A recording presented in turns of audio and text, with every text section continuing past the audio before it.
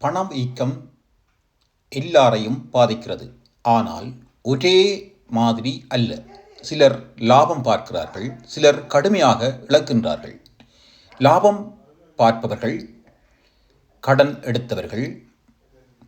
பணவீக்கம் அதிகரிக்கும் போது நீங்கள் எடுத்த கடனின் உண்மையான மதிப்பு குறையும். அதே தொகையை ஆனால் குறைந்த மதிப்புள்ள பணத்தில் திருப்பி செலுத்தலாம்.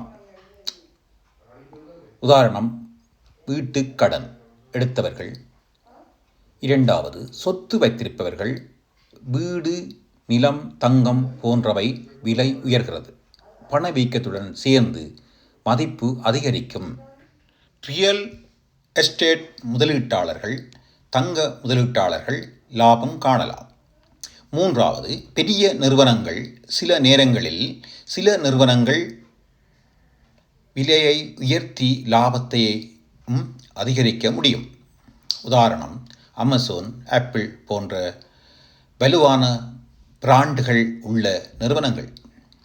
நாலாவது, அரசுகள் பெரிய கடனில் இருக்கும்போது பணவீக்கம் அதிகரித்தால் அந்த கடனின் உண்மையான மதிப்பு குறையும்.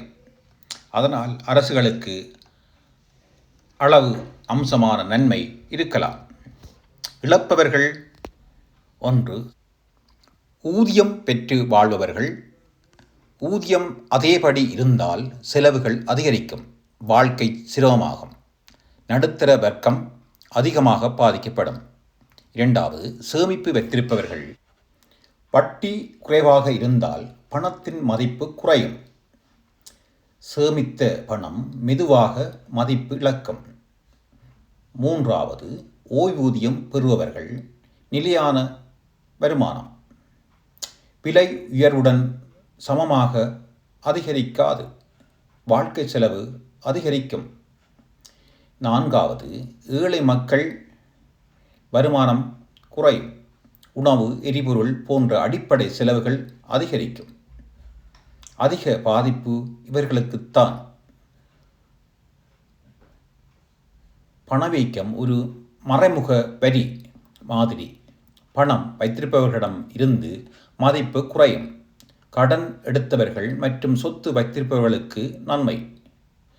சுருக்கமாக, லாபம், இழப்பு. கடன் எடுத்தவர்கள்,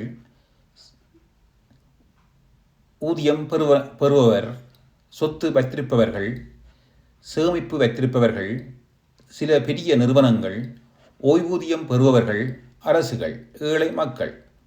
இதுதான் உலக பொருளாதாரத்தின் சற்று கடினமான உண்மை. பணவீக்கம் எல்லோரையும் பாதிக்கும், ஆனால் சமமாக அல்ல. நன்றி. மீண்டும் தொடரும். உங்களுக்கு பிடித்திருந்தால் உங்கள் நண்பர்களுக்கும் பகிர்ந்து கொள்ளுங்கள். நன்றி.